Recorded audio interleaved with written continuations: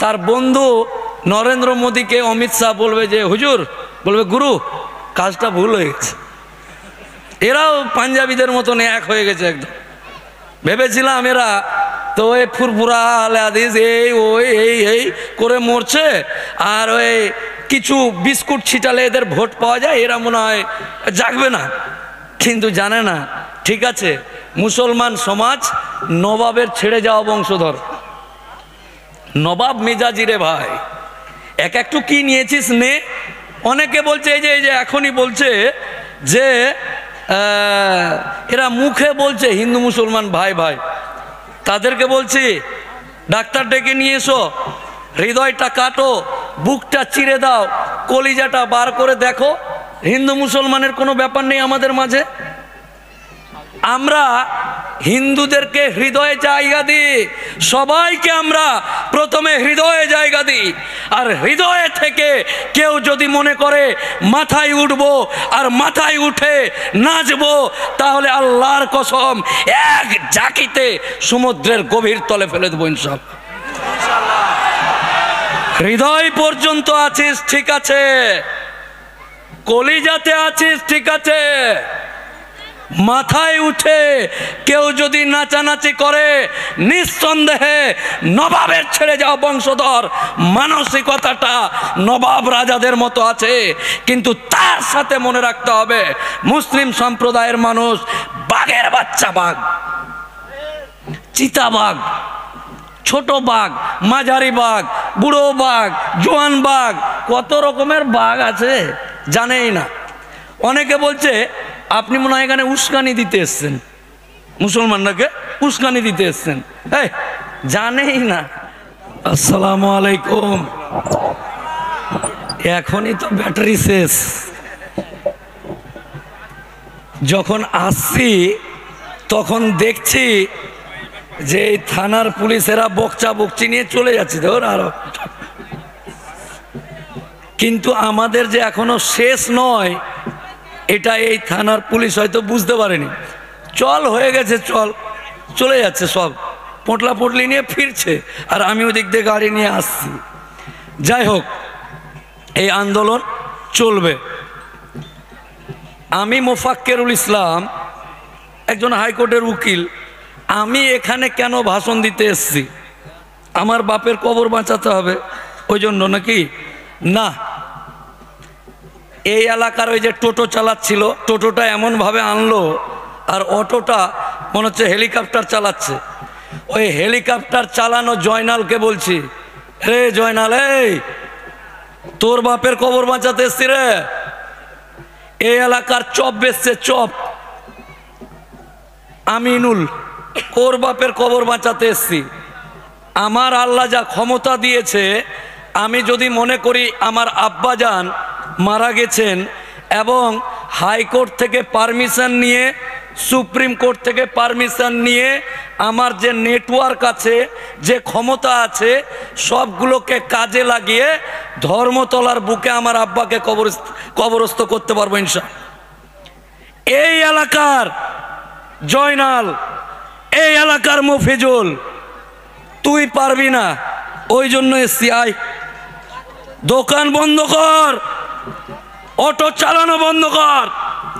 নিজের বাপ, যে বাপের পানিতে তুই তৈরি হয়েছিস, তোর মা যার পেটে নমাজ ধরে তুই ছিলি, তার কবর যেখানে শায়িত আছেন তিনি মৃত্যুর পর, তোর বাপের তোর মায়ের কবর বাঁচাতে আমরা সবাই এখানে এসছি। ভালো করে জিনিসটা বুঝতে হবে। অনেক মানুষ আছে, অনেক স্ট্যান্ডার্ড টাইপের মুসলমান আছে, অনেক স্ট্যান্ডার্ড টাইপের মুসলমান, মাস্টার, ডাক্তার, উকিল, হাকিম যারা হয়ে গেছে, তারা বলছে এটি কাঠমোল্লা, এটি অশিক্ষিত, এটি বুঝে না, কেউ এসছে আর এরা শিয়ালের মতো হুক্কা হুয়া করছে। ওই স্ট্যান্ডার্ড টাইপের মুসলমান আর অমুসলিম ভাই যারা আছে, তাদেরকে বলতে চাই যে আমরা আমার আল্লাহর জন্য 100 বার অশিক্ষিত হতে চাই। কতবার অশিক্ষিত হতে চায়? তোরা যা পাচ্ছিস কর, যা ভাবছিস ভাব, আমরা আমার নবীর জন্য 100 বার অশিক্ষিত হতে চাই। তাদের নজরে এই লোকটি অশিক্ষিত আর স্ট্যান্ডার্ড টাইপের মুসলমান, আর যারা আমাদেরকে কাঠমোল্লা বলে তারা ভাবছে অকাজের লোকটি বসে আছে এখানে, কি হবে এগুলা করে। আইন পাস হয়ে গেছে লোকসভায়, রাজ্যসভায়, এ ভাই ইকোটা বন্ধ করো, রাজ্যসভায়, লোকসভায় রাষ্ট্রপতির সাইন হয়ে গেছে, তবুও ফের আইনটা বাতিল হয়। এটি এমনি করছে এগুলা। তারা জানে না 10টারও বেশি মামলা সুপ্রিম কোর্টে হয়েছে, 120টা গোটা ভারতবর্ষের যতগুলো হাইকোর্ট আছে সমস্ত হাইকোর্টে মামলা হয়েছে এই আইনকে বাতিল করার জন্য। আর আন্দোলন চলছে। এমন কোনো আন্দোলন হয়েছে যে আন্দোলন হয়েছে আর তার রেসে আইন বাতিল হয়নি? তার ছোট্ট উদাহরণ হলো এই কৃষি আন্দোলন। শিখ পাঞ্জাবি যারা ছিল তারা দিল্লিতে ঠান্ডাতে অপারেশন করার পর দেখবেন একটা পাইপ লাগানো থাকে, পাইপ, আর একটা ক্যারি ব্যাগে মুত পড়ে। ওই অপারেশন লাগানো, আরে এখানে তো আমার সব ঠিকঠাকওয়ালা লোকগুলো আছে। এখনও তো যেটি ক্যানিং হাসপাতাল আর বারুইপুর হাসপাতাল আর আলিপুর হাসপাতালে আছে, এটি তো আসেইনি, ওটি আসবে একটু পরে যদি আইনটা বাতিল না হয়। তো ওই শিখ ভাইরা, পাঞ্জাবি ভাইরা ওই পাইপ লাগা মুতের থলি নিয়ে ঠান্ডাতে কাঁপতে কাঁপতে যখন দিল্লির রাজপথে বসেছিল, তখন এই 56 ইঞ্চির মোদি টিভিতে এসে বলেছিল, मेरा भूल हो गया, बुझते नहीं पारा और मैंने ये कर दिया, मैं वापस ले रहा हूं। শিখ পাঞ্জাবির সংখ্যা কটা? মাত্র গোটা ভারতে 5%, 3%, 2%। আমাদের সংখ্যা কত? 30 কোটি, 32 কোটি। ওনাদের সংখ্যা কত? 2, 3, 5, 6। বুঝতে পারলেন না? তো ওদের চাপে যদি মোদির মতন অহংকারী লোক টিভির সামনে এসে মুখটাকে কালো করে বলে যে আমার ভুল হয়ে গেছে ভাই, মাফ করে দাও, তাহলে আমাদের চাপে ওর কি কি বলা উচিত? আমি এখান থেকে বলে যেতে চাই, এই আইন যদি অতি সত্বর পুনরায় বিবেচনা করে সুন্দর সুষ্ঠুভাবে, কারণ আল্লাহর সম্পত্তিতে আমি বেঁচে আছি, আমরা বেঁচে আছি, আর আল্লাহর সম্পত্তিতে কেউ হাত দিবে এটা আমরা মেনে নিব? হবে না, হবে না। এসব মিস কল মেরেছে, মিস কল মেরে আঁচ দেখছে। এখানে অনেক ডিআইবি, সিআইডি, উমুক তুমুক অনেক কিছু আছে, কিন্তু হ্যাঁ এরা চিঠিতে লিখছে, মেসেজ করছে এসপিকে, এসপি মেসেজ করছে ডিআইজিকে, ডিআইজি মেসেজ করছে দিল্লিতে। এখন এই মুহূর্তে লিখছে যে এখানে 10,000 মুসলমান আছে, উকিল সাহেব বলছে এরা শান্ত হয়ে শুনছে। যদি এই জিনিসটা ও লেখে যে বাপ রে বাপ, ক্যানিং হাটপুকুরিয়ার লোক জেগে গেছে, স্যার স্যার জেগে গেছে, না না না না এদেরকে থামানো যাচ্ছে না, এই তাড়াতাড়ি করুন তাড়াতাড়ি করুন।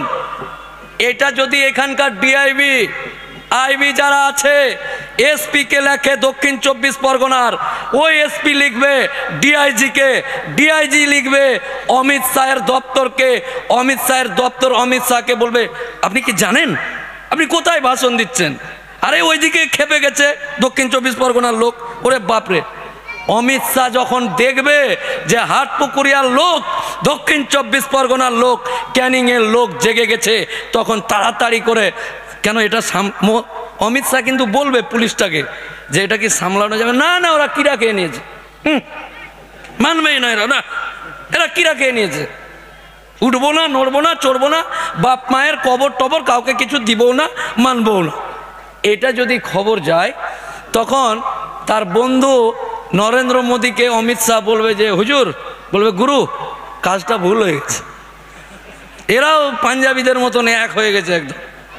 ভেবেছিলাম এরা তো ওই ফুরফুরা আলে হাদিস এই ওই এই এই করে মরছে, আর ওই কিছু বিস্কুট ছিটালে এদের ভোট পাওয়া যায়, এরা মনে হয় জাগবে না।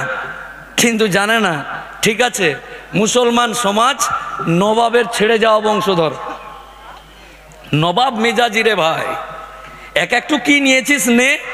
অনেকে বলছে এই যে এখনই বলছে যে এরা মুখে বলছে হিন্দু মুসলমান ভাই ভাই, তাদেরকে বলছি ডাক্তার ডেকে নিয়ে এসো, হৃদয়টা কাটো, বুকটা চিরে দাও, কলিজাটা বার করে দেখো, হিন্দু মুসলমানের কোনো ব্যাপার নেই আমাদের মাঝে। আমরা হিন্দুদেরকে হৃদয়ে জায়গা দিই, সবাইকে আমরা প্রথমে হৃদয়ে জায়গা দিই। আর হৃদয়ে থেকে কেউ যদি মনে করে মাথায় উঠবো আর মাথায় উঠে নাচবো, তাহলে আল্লাহর কসম এক জাকিতে সমুদ্রের গভীর তলে ফেলে দেবো ইনশাআল্লাহ। হৃদয় পর্যন্ত আছিস ঠিক আছে, কলিজাতে আছিস ঠিক আছে, মাথায় উঠে কেউ যদি নাচানাচি করে, নিঃসন্দেহে নবাবের ছেড়ে যাওয়া বংশধর, মানসিকতাটা নবাব রাজাদের মতো আছে।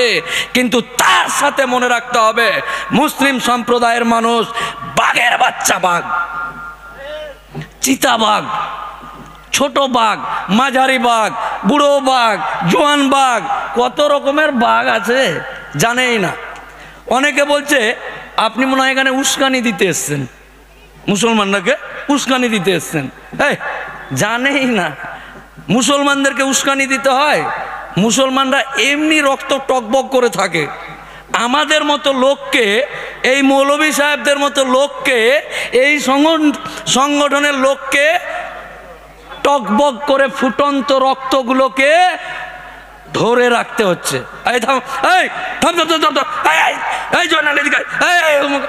থেমে রাখতে হচ্ছে আর বলছে উস্কাতে এসছেন। বুঝতে পারলেন না? আমাদের এইখানে যেটি বসে আছে এদেরকে এই সমস্ত মানুষগুলো আটকে রেখেছে ভাই। যারা বলছিস উস্কানি দিচ্ছে, এই দিচ্ছে, ওই দিচ্ছে, ভালো করে জেনে নে মুসলমান মানুষকে উস্কানি দিতে হয় না। তারা যদি মনে করে যে তাদের শরিয়তের উপর আঘাত এনেছে, আল্লাহর উপর আঘাত এনেছে এবং নবীর উপর আঘাত এনেছে, এরকম যদি তারা একবার মাইন্ডে নিয়ে নেয়, আমরা চট করে মাইন্ডে নিই না। আমরা ওই যে কে একটা কি বেঁধেছে, উমুক ওই বাসে গিয়ে বাঁধতে হবে, এগুলা ছোট মোটো জিনিস আমরা নাক গলায়। কিন্তু একবার যদি মাইন্ডে নিয়ে নিই না, একবার যদি মাইন্ডে নিয়ে নিই যে ঘটনাটা কি হচ্ছে রে ভাই, খুব বাড়াবাড়ি হচ্ছে মনে হচ্ছে, না না না খুব খুব যদি দেখি একবার যে খুব বাড়াবাড়ি করছে, যদি মাইন্ডে নিয়ে নিই তো আল্লাহি আল্লাহর কসম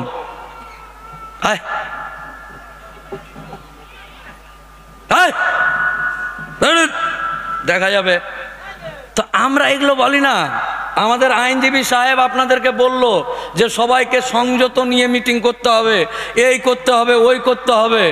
এই করতে করতে নিঃসন্দেহে সেই সমস্ত মানুষগুলোকে যারা 3 দিনের বৈরাগী, ভাতকে বলছে অন্ন, তাদেরকে বলছে এই প্রত্যেকটা জিনিসের একটা সীমারেখা আছে, প্রত্যেকটা জিনিসের একটা কন্ট্রোল অফ লাইন আছে। নিঃসন্দেহে আমরা শান্তিপ্রিয় মুসলমান, ভারতের গণতন্ত্র রক্ষাকারী মুসলমান। আমার বাপ দাদুরা এখানে রক্ত দিয়েছে, আর 3 দিনের বৈরাগী এসে বলছে এই আইন পাস করে দেব, ওই আইন পাস করে দেব, করে দিয়েছে।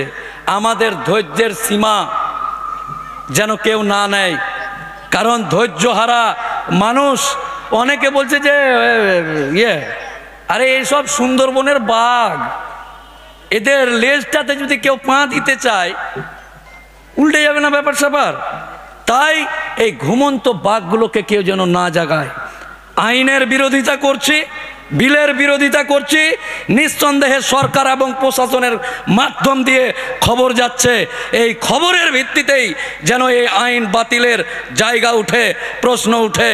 নিঃসন্দেহে এই খবরটা যেন তারা সঠিকভাবে রূপান্তরিত করে। না তো এই সমস্ত চিতাবাঘ, ছোট বাঘ, মাঝারি বাঘ, এই বাঘের লেজে কেউ যদি, ঘুমন্ত বাঘের, হঠাৎ করে আমি ঘুমিয়ে আছি আর আমার লেজটাতে কেউ পা দিয়ে দিয়েছে, আমি বুঝতে পারবো না কি কে আছে, উকিল সাহেব আর কিছু বুঝতেই পারবো না, তার আগে কি থেকে কি হয়ে যাবে। তাই নিঃসন্দেহে সেই সমস্ত মানুষগুলোকে বলি লাইন অফ কন্ট্রোল। আমার ওলামা একরাম এবং ভাইরা আছে, তারা তাদের মতো করে নিঃসন্দেহে আপনাদেরকে গাইডলাইন্স দিয়েছে, সেই গাইডলাইন্স অবধি থাকবে। কিন্তু তারপরেও মহান আল্লাহ তাআলা, একজন বলছে এই মোল্লা কাটমোল্লা, একজন বলছে ফেসবুকে কমেন্ট করেছে, এই মোল্লা কাটমোল্লা, তোরা বলছিস মসজিদ আল্লাহর ঘর, মাদ্রাসা, কবরস্থান, খানকা, দরগা যা আছে এগুলো আল্লাহর সম্পত্তি, তো তোদের আল্লাহ এগুলোকে বাঁচাবে, তোদের মতন লোকের কি কাজ, তোরা কেন মিটিং মিছিল করছিস? নাউজুবিল্লাহ। তারা জানে না যে ইসলাম ধর্মাবলম্বী মানুষ শরিয়তকে মানে, কোরআনকে মানে, হাদিসকে মানে, কারণ সেখানে বলা আছে যে শেষ নবীর পরে আর কোন নবী এই পৃথিবীতে আসবে না। শেষ নবীর পরে আল্লাহ কোন নবী এই পৃথিবীতে পাঠাবেন না। আবাবিল পাখি পাথর নিয়ে, জানেন তো আবাবিল পাখি কোন স্বৈরাচারী রাজা মক্কা দখল করতে এসেছিল, ছোট ছোট এইটুকু পাখি মুখে পাথর নিয়ে এসে কাঁকড় মেরে ধ্বংস করেছিল, নাকি জানেন না নাকি? আবাবিল পাখি, আবাবিল পাখি আর আসবে না, আমাদের শেষ নবীর পর আর নবী আসবে না। তাই আমরাই নবীর উত্তরসূরি হয়ে, ইসলামের রক্ষাকর্তা হয়ে আবাবিল পাখির মতো নুড়ি পাথরের শক্তি নিয়ে আল্লাহ যেন আমাদেরকে আবাবিল পাখির মতন শক্তি দান করে। হে আল্লাহ, আমাদেরকে হযরত উমরের মতো শক্তি দান করো। হে আল্লাহ, হযরত উমরের মতো দিল এবং দরিয়া দিয়ে দাও। তাই তাদের উদ্দেশ্যে বলি যে মহান আল্লাহ তাআলা আবাবিল পাখির মতো আমাদেরকে যদি শক্তি দান করে, তাহলে আর কাউকে পাঠানোর দরকার নেই। হাটপুকুরিয়া দক্ষিণ 24 পরগনার মানুষ যারা আছে, আচ্ছা এই মানুষটি যদি একবার এইরকম করে জেগে যায়, হাওড়ার লোক লাগবে না? বুঝতে পারলেন না ব্যাপারটা? আরে এইটি লোক থাক, বাড়িটি থাক, যেটি অপারেশন করে পাইপ লাগা আছে ওটি থাক, থাক ওটি, বেটা বেটি বউ থাক, এইটি লোক যদি জেগে যায় আর ঠিক মতন মাইন্ডে নিয়ে নেয় কি হলো কেন হলো কি ব্যাপার, কি হলো কেন হলো কি ব্যাপার, যদি এইরকম মাইন্ডে নিয়ে নেয়, তাহলে হাওড়া হুগলি বর্ধমানের মুসলমানেরও দরকার নেই। বুঝতে পারলেন না ব্যাপারটা? তাই আগামী দিন এটা লং টার্ম লড়াই চলবে। আর এই লড়াইটাকে মোদি আর অমিত শাহ দুজনে কানে কানে বলছে যে মুসলমানদের ইঞ্জিন খুব ঢিল, ইঞ্জিন হর্স পাওয়ার খুব কম, হঠাৎ করে উঠে এনআরসি উঠে গেল বসে গেল, 3 তালাক উঠে গেল বসে গেল। হ্যাঁ, মোদি আর অমিত শাহ কানে কানে বলছে মুসলমানের ইঞ্জিনের হর্স পাওয়ার ধপ করে উঠে ধপ করে নেমে যায়। 3 তালাক বিল উঠে গেল, 3 তালাক 3 তালাক, এনআরসি এনআরসি, নুপুর শর্মা। এইটা মোদি বুঝে নিয়েছে যে এদের ইঞ্জিনগুলো হর্স পাওয়ার 20 দিন চিল্লাবে, ও শেষ না। আরে ওগুলো মিস কল ছিল, এবার তুমি বেটা টাইল কল মেরেছো। বুঝতে পারলেন না? নবাবের লোক না, নিবি একটু কি নিয়েছিস নে, ও নে ঠিক আছে, মিস কল মেরেছিল, এবার ডাইল কল মেরেছে। আমাদের প্রত্যেকটা নওজওয়ান বাপ চাচা যারা আছে তাদেরকে বলছি, বাড়ির প্রত্যেকটা মা সদস্যকে ওয়াকাফ কি আর কারা করেছে এটা ভালো করে জানিয়ে দেবেন। ওয়াকাফটা কি আর কারা তোর শত্রুতা করেছে। কারণ মুসলিম সমাজের মানুষ জানাজার নামাজ পড়ার আগে আমার বাপ যদি মরে যায়, সমাজের সামনে ইমাম সাহেব বলবে, এই উকিল বাবুর বাপ মারা গেছে, উকিল বাবুর বাপের কাছে কেউ টাকা পয়সা কোনো কিছু পাবে কি, ধার দেনা আছে তো ধার দেনা মিটিয়ে তারপর জানাজার নামাজ হবে নাকি? তো আমরা ধার দেনা রেখে মরে যাওয়া মানুষ না। আমরা কি ধার দেনা রেখে মরে যাই? না না, কেউ মরি না। কেউ মরে নাকি?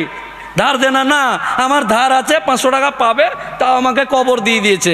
এইরকম অনেকে এটা জানে না। হ্যাঁ, এটা তো ভালো জিনিস মুখ দিয়ে বেরিয়ে গেছে। তাদেরকে বলছি, ভাই আমরা মুসলিম সমাজের মানুষেরা মৃত্যুর পর কবরে যাওয়ার আগে সমস্ত ধার দেনা মিটিয়ে দিয়ে কবরে যায়। আমাদের কে সম্পত্তি নিয়ে নিয়েছে, কে নিয়ে নিতে চাইছে, কে এই দেনা রেখে যদি আমরা মরে যাই, আমরা আমাদের ছেলে মেয়েদেরকে বলে যাব নাকি? না, হেঁটি লোক মনে হয় দেনা রেখেই মরে যাবে নাকি রে? হ্যাঁ, একদম। তাই আগামী দিন অত্যন্ত অত্যন্ত আল্লাহর কসম, আমি যদি বুকটা ছিঁড়ে এরকম করে দেখাতে পারতাম আমাদেরকে, আপনাদেরকে দেখতে পারতেন যে এই আইন কতটা আপনাদেরকে ক্ষতি করবে, এবং এই আইন আমার জাত, আমার কম, আমার সম্প্রদায়কে কতটা ক্ষতি করবে। জাগতে আপনাকে হবেই। যদি মনে করেন যে বাড়ি গিয়ে জাগবো, বেটিটাকে রেখে আসি, কালকে জামাইটাকে মুরগা খাইয়ে দিয়ে জাগবো, এরকম ব্যাপার নাই না, টাইমই নাই। এক্ষুনি এই মুহূর্তে 1 সেকেন্ডের মধ্যে আপনাকে জাগতে হবে। আল্লাহর কসম দিয়ে আপনাদেরকে বলছি। আচ্ছা, না আমার 2 কাঠা জায়গা আছে, ওখানে আমার বাপ মরলে কবর দিব, দিবে না। উত্তরপ্রদেশে নামাজ, নিজের বাড়ির ছাদে নামাজ পড়বে, তো বলছে না, টাকা দিতে হবে। নিজের বাড়ি, আমার বাপের জায়গাতে আমি বাড়ি করেছি, ছাদে নামাজ পড়বো, বলছে এই করবে। তো এগুলোর একদিন শেষ আছে। এগুলো বাড়াবাড়ি করে মিস কল মারার চেষ্টা করছে, কল ব্যাক হয়নি, তো ওই জন্য এটা মিস কল, কে করেছে না করেছে, মিস কল, কলটা ব্যাক যায়নি, শুধু কলই করেছে। এই মঞ্চ থেকে আল্লাহকে সাক্ষী রেখে বলছি, একবার যদি আমরা কলটাকে ঘুরিয়ে দিই আর ডাইল কল হয়ে যায়, তো আল্লাহ ভালো জানে আগামী দিনগুলো কেমন আসবে। সহ্যের একটা সীমা আছে, এবং প্রত্যেকটা জায়গায় প্রত্যেকটা মানুষকে বাড়ি বাড়িতে, গ্রামে গ্রামে, পাড়াতে পাড়াতে। আর এটা রাজনীতির ব্যাপার না, এটা তোর বাপের কবরের ব্যাপার, তোর বাপের কবর। আচ্ছা, এই আইনটাতে কি পাস করেছে 1 লাইনে বলে বক্তব্য শেষ করব। আমার নিজেরই গলার অবস্থা খুব খারাপ, দিনে 4-5টা করে মিটিং করছি। কার বাপের জন্য? আমার না। হ্যাঁ, আমি তো হাইকোর্ট থেকে অর্ডার বার করে ধর্মতলায় দিয়ে দেবো। এই যে এটি লোক, এই যে এটি, ওই যে ওটি, এটি যেদিন মরবে, যেখানে কবর দিবে, ওইটিকে বাঁচানোর জন্য, আমার জন্য না। ক্লিয়ার হলো না ব্যাপারটা? তাই আপনাকে আপনার জিনিসগুলোকে বুঝে নিতে হবে। আগামী দিনগুলো প্রত্যেকটা জায়গায় আপনার সুস্থ এবং শান্তভাবে মিটিং মিছিল করে যেভাবেই হোক না কেন। আর একটা জিনিস ভাই, আন্দোলন কিভাবে করবেন? এই যে ইয়াং তরুণ করে, হ্যাঁ এই যে আছে, হ্যাঁ এই যে ছোট ছোট বাঘ যেগুলো আছে তাদেরকে বলছি, বয়স্ক লোকগুলোকে না। ওটি থাকো চাচা, বাবজি তোমরা বসো একটু করে, ইয়াংটি রে, হ্যাঁ তেরিকার করে, হ্যাঁ এইটিকে চাই। ফেসবুক দখল করতে হবে, ফেসবুক দখল করবো, ফেসবুক। ওয়াকাফ আইন মানি না, এরকম করে ছবি তুলে ফেসবুক দখল করে নিতে হবে। 3 জন আমরা আছি, 3 জন, এই যে এরকম, এখানে লিখতে হবে ওয়াকাফ আইন মানি না, দিয়ে সেলফি তুলে ফেসবুক পোস্ট। কারণ মোদি ফেসবুক চালায়, অমিত শাহ ফেসবুক চালায়, চালাতে চালাতে এই যে মোদি একটা মিটিংয়ে যাচ্ছে, ট্রেনে বসে আছে, দেখি একটু ফেসবুকটা কি অবস্থা মুসলমানদের। দেখছে দেখছে দেখছে, একটা গান বেজে উঠলো, ননি রে ননি ছি ছি, এটা ছেড়ে দিল, এই টুনির মা চললো। তারপর দেখছে কি রে, ওয়াকাফ আইন মানছি না, এটা এই হাটপুকুরিয়ার ইয়াং, এই ক্যানিং, এই বাসন্তী, দক্ষিণ 24 পরগনা, উত্তর 24 পরগনা, পুরা বাঙ্গাল, এ তো জাগ গিয়া হ্যাঁ। ফেসবুকে তারা যেন দেখে এই আইনের আঁচ, এখানে আগুন জ্বলছে, এখানে কি গরম লাগবে না? এটাকে বলে আঁচ, আঁচ, আগুন, আঁচ। ফেসবুক দেখেই যেন প্রত্যেকটা রাজ্যের মানুষ থেকে শুরু করে যারা প্রশাসনে আছে, যারা নেতা আছে, যারা সব কিছুর দায়িত্বে আছে, তারা যেন আঁচটা বুঝতে পারে। তাই আজকের পর থেকে আমার ইয়াং তরুণ ভাই যারা ফেসবুক চালায় তাদের প্রতিবাদের ভাষাটা সুন্দর সুষ্ঠুভাবে, তার মানে এই নয় মে ক্যা কর লেগা, নিজেই এমন ভাষা লিখে দিলি যে তোর জন্য আন্দোলনটাই ক্ষতি হয়ে গেল, এরকম কোনো ব্যাপার না। শুধু ছবি তুলে পোস্ট করা, অকাপ আইন মানছি না, তার মানে এই না দেখলেগা করলেগা অমুকলা তমুকলা কিছুই করতে পারবি না, লাস্টে এই আন্দোলনটাকে নষ্ট হবে। তাই সুস্থ সুন্দরভাবে আগামী দিনগুলো এগিয়ে যান। আর একসাথে থেকে, আজকে হাটপুকুরিয়া হলো, কালকে তাল দিয়ে হবে, চলে যাবো। এই জয়নাল, এই টোটো চালাচ্ছিস এখনো লজ্জা করে না? জয়নালের বাপ মরবে, ওই আবার মিটিংটার এখানে টুকটুকি নিয়ে ভিড় করে গ্যাঞ্জাম করছে, লোকজন আসতে দিচ্ছে না। আরে তোর বাপের কবর বাঁচাচ্ছে আর তুই মিটিংয়ে আসতে দিচ্ছিস না, এটা যেন না হয়। এই জয়নাল মফিজুল এলাকার যারা আছে তাদেরকে অত্যন্ত আনন্দের, অত্যন্ত কড়া ভাষায় বলছি যে যারা এখানে উপস্থিত হয়েছে আর যারা আসেনি, আর স্ট্যান্ডার্ড টাইপের মুসলমান যারা আছে তাদেরকে চিহ্নিত করে আগামী দিন যদি প্রয়োজন হয় ওকে বলবো তোর বাপের জায়গাতে তুই কবর দে। বুঝতে পারলেন না? এখন এই কবরস্থান বাঁচাতে আসবি না, আর নিজের বাপের লাশ নিয়ে যখন কবরস্থানে যাবে তখন তাকে বলতে হবে মাস্টার তুই তো সেদিন যাসনি, আমাদেরকে অশিক্ষিত বলছিলি যে আমরা বলে মোল্লা হুহা করছি, তো আজকে তোর বাপেরটা তুই ইয়ে কর।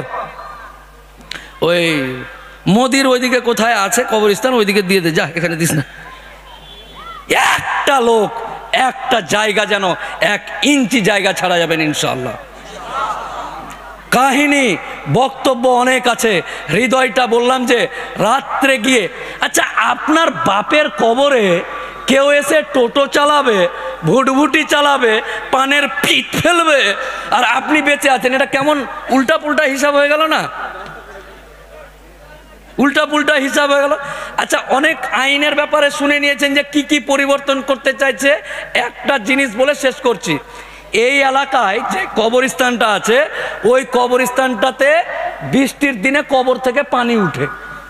আমার বাপ মরেছে, আমার বাপ মরেছে, আমি এই এলাকার লোক, যে কবরস্থান আছে ওই কবরস্থান থেকে কবরটা থেকে পানি উঠছে। এটা দেখে এই এলাকার রহিম হাজিকে বললাম চাচাজি ওই পুকুরের পাড়ে যে জায়গাটা আছে 10 কাঠা, এটা তুমি কবরস্থানের নামে দান করো, আল্লাহ তোমাকে অনেক টাকা দিয়েছে, সম্পত্তি দিয়েছে, হাজি সাহেব চাচাজি তুমি এই কবরস্থানটা দান করো। রাজি হয়ে গেল, এই রহিম চাচা রাজি হয়ে গেছে, হাজি সাহেব রাজি হয়ে গেছে। এই উঁচু জায়গাটা দান করতে গেলে কি করতে হবে এই নতুন আইনে? না তো এই রহিম চাচা হাজি সাহেব যে হজ করে এসছে এ 5 বছর ধরে মুসলমান কিনা তার সার্টিফিকেট নিয়ে আসতে হবে যে আমি মুসলমান, আমি রহিম হাজি, এই দেখো ছবি তুলে দেখাতে হবে, আমার খতনা করা আছে, আমি রহিম হাজি, আমি মুসলমান, আমার বাপ মুসলমান, দাদু মুসলমান। এই মুসলমানের সার্টিফিকেট নিয়ে ওই হাজি সাহেবকে দিতে যেতে হবে, ওই মসজিদ না ওই জায়গাটা দান করতে যেতে হবে। তো আমি মুসলমান কিনা সার্টিফিকেট কে দিবি রে? ওই কে তুই ভাই? আমার নিজের মাথার ঘাম পায়ে ফেলে জমি রেস্ট্রি খতিয়ান মতিয়ান সব আমার নামে, আমি দিব দান এই এলাকার মুসলমানকে। আর তোকে পরিচয় দিতে হবে, লুঙ্গি তুলে ছবি তুলে বলতে হবে যে আমি রহিম হাজি 5 বছর ধরে মুসলমান, তাই এই জমিটা এদেরকে দান করছি। এই ক্ষমতা কে দেয়? এরা জানে না নাকি? হাইকোর্টে আমি ওকালতি করি, অনেকগুলো উকিল আমার বন্ধু আছে, তৃণমূল, বিজেপি, সিপিএম, এনা তেনা ব্যানা সিস যা আছে সবাই এসে বলছে তুই একটু বড্ড মুসলমান করছিস। আপনাদেরকেও বলবে তোরা বড্ড ওয়াকাপ করছিস, বলবে গেলেই তোদের মনে হচ্ছে মাথা খারাপ হয়ে গেছে, ওয়াকাপ করছিস। তো আমাকে সবাই মিলে ধরেছে, সব নেতারা ধরেছে, বলছে তুই বড্ড মুসলমান করছিস। তো উত্তর দিয়েছিলাম আমার বাপ মুসলমান, আমার দাদা মুসলমান, আমি মুসলমান, আমার বেটা মুসলমান, আমরা এক স্তরে এক আল্লাহতে বিশ্বাস রাখি। তো আমি মুসলমান না তো কি করবো? ডুগডুগি বাজাবো? কি করতে হবে? মানে ওর কথাতে মুসলমানগিরি বাদ দিয়ে কি করতে হবে তাহলে? মানে প্রশ্নর ধাঁচ দেখেন, চারিদিকে 4 দিন প্রত্যেক দিন এই করো ওই করো করে দাঙ্গা লাগিয়ে বেড়াচ্ছে। ফেসবুকে দেখছি একটা ভিডিওতে ডাইরেক্ট বলছে ইয়া করেগা হুয়া করেগা, হিন্দু হিন্দু ভাই ভাই, পোস্টার মারছে বাঁকুড়াতে, হিন্দু হিন্দু ভাই ভাই এই ওই যেই সেই করে, যেগুলোকে আমরা থুতুও ফেলবো না। আমরা যে জিনিসগুলোতে, যে ওই চিন্তা ভাবনাগুলোতে যদি বলে উকিল সাহেব আমার এটা চিন্তা ভাবনা হিন্দু হিন্দু ভাই ভাই এই ওই ওই, এটাতে একটু থুতু ফেলেন, আমি বললাম না, আমি একটা হাইকোর্টের উকিল, আমার থুতুরও দাম আছে, এই সব জায়গাতে থুতু ফেলবো না। তো ওই মানসিকতাগুলো নিয়ে আমাদের মতো মানসিকতা এই সরল সিধা মানুষগুলোকে বলছে যে এরা গন্ডগোল লাগানোর চেষ্টা করছে। তাই সহ্যের সীমা যদি পার হয়, আগামী দিন প্রশাসনকে সহযোগিতা করবেন আপনারা, আর বাকিটা ইনশাল্লাহ আল্লাহ আছে। রুজির মালিক আল্লাহ, দেহের মালিক আল্লাহ, আমার স্ত্রী বাচ্চা কাচ্চা সবার মালিক আল্লাহ, রুজি রোজগারের মালিক আল্লাহ, সমস্ত পুরে কায়নাতের মালিক আল্লাহ। তাই কে কি করলো, কার কি হলো, এত আল্লাহর সম্পত্তিতে সমস্ত কিছুর মালিক আল্লাহ। আল্লাহর সম্পত্তি বাঁচাতে গিয়ে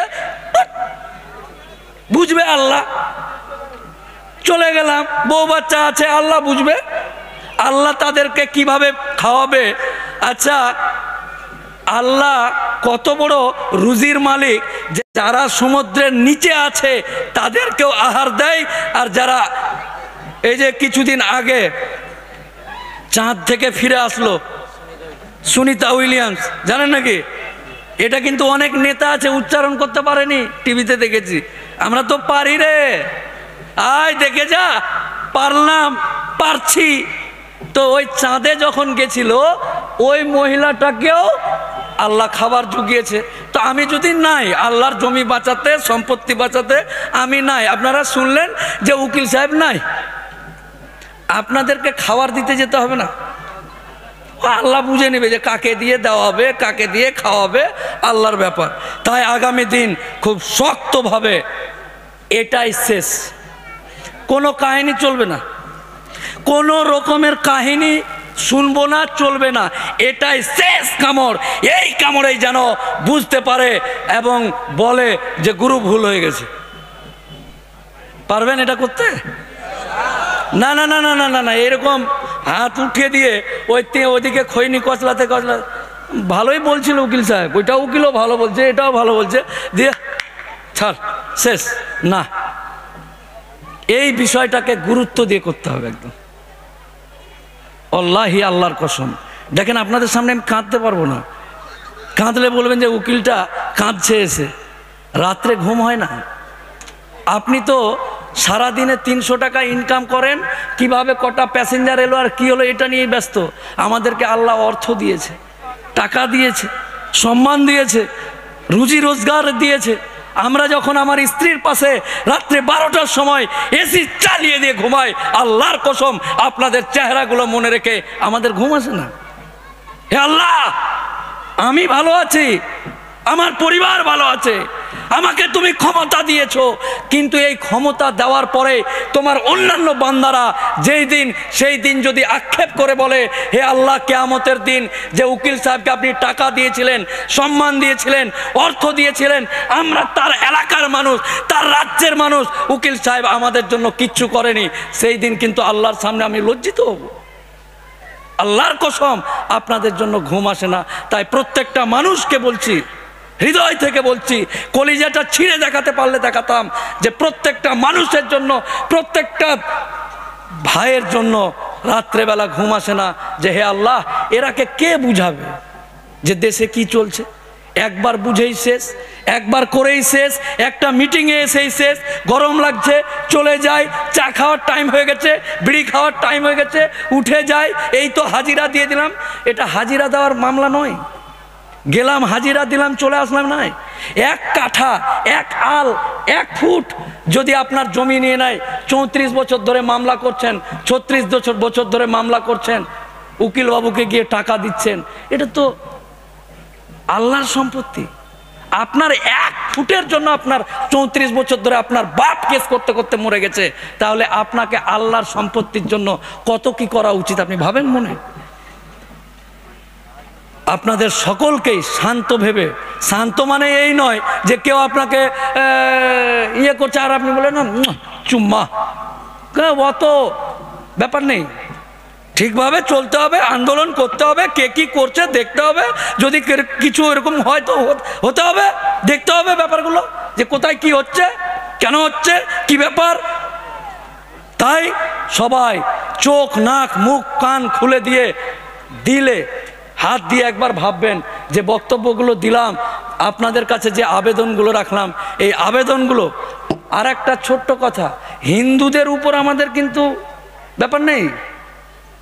এই সিনে বা এই ক্যাসেটে হিন্দু হিন্দু হিন্দু হিন্দু না, এটা মুসলমানের ব্যাপার, এটা আল্লাহর সম্পত্তির ব্যাপার। তাই বলে ওই শ্যামলকে বিমলকে ধর এই কর, টাইম আছে নাকি? যা এদিক যা ভাই যা, এটা আল্লাহর ব্যাপার, এটা রাস্তা। শ্যামলকে ধরো বাইক ধরো না, যা এদিক দিয়ে যা, এদিকে আল্লাহর ব্যাপার চলছে, আমরা এদিকে আছি, চল চল তুই চলে যা ভাই, এদিক দিয়ে যা। বুঝতে পারলেন না ব্যাপারটা? তা আমরা যে হিন্দুদের প্রতি রাগ ঝাল মিটানোর ব্যাপার না, এটা জাতির ব্যাপার নয় তো যে জাতের লড়াই হচ্ছে, হিন্দু মুসলমান হয়ে গেছে না, এটা একটা নীতির লড়াই। তোরা যা বাবা যা, এদিক দিয়ে যা, না এটা চাচু খাওয়া যা। এখানে এই লড়াইটা হবে আলাদাভাবে। তাই এই এলাকার যারা আছে তারা আপনারা বিভিন্ন জায়গায়, প্রথম কথা হলো দেনা রেখে মরি না, কথাটা মাথায় রাখতে হবে যে দেনা থেকে গেল নাকি আমি মরার আগে, শুধুমাত্র ওই মাছের দাম 60 টাকা পাবে ওইটা না, সব রকম দেনাগুলোকে মিটিয়ে আপনাকে মরতে হবে, নাহলে কবর দিতে দিবেন না। দেনা রেখে যদি মরে তো প্রত্যেকটা ইমাম সাহেবকে বলে দেবো যে ওকে ইয়ে কর, ওকে ফেলে ইয়ে কর, মোদির ইয়েতে পাঠিয়ে দে, গুজরাটে গিয়ে কবর দিব, এখানে কবরস্থানে ওর জায়গা নেই। তাই দেনা রেখে যখন মরতে হবে না, সুন্দরভাবে কৌশলগতভাবে আপনাদেরকে বলার চেষ্টা করলাম। আগামী দিন আবার বলছি যে খৈনি কচলে দিয়ে ভুলে গেলাম এটা করবেন না। যেখানে যা হবে, আপনি দোকানদার, আপনি ব্যবসায়িক, আপনি চাকরি করেন, ঠিক আছে আসছি রে তাল দিতে মিটিং আছে, হ্যাঁ বিলটা নিয়ে যায় ভাই, চায়ের দামটা, বাপের কবরে দিয়ে চলছে, এখানে 2 টাকা 2.5 টাকা নিয়ে মরছে, যা পরে যাচ্ছিস। আবার ওই মিটিংটা করে এসে, হ্যাঁ কি বলছিলি, কটা চা নিবি, কটা চা, দুধ চা না লাল চা চলবে। কাপড়ের দোকান হোক আর যাই হোক আর যে যাই করেন না কেন, এই ক্ষেত্রে সময় বার করে আপনারা সেই আন্দোলনগুলোতে যাবেন। ভালো থাকুন। আগামী দিন আল্লাহ যেন আমাদেরকে, আবার বলি, আবাবিল পাখির মতন শক্তি দান করে। আল্লাহ যেন আমাদেরকে হযরত উমারের মতন শক্তি দান করে, আমিন। আল্লাহ যেন আমাদেরকে হযরত উমর রাদিয়াল্লাহু তাআলার মতন শক্তি দান করে, এবং আগামী দিন যেন আমরা একটা সম্প্রীতির ভারতবর্ষতে সুন্দরভাবে বাস করতে পারি। আসসালামু আলাইকুম ওয়া রাহমাতুল্লাহ।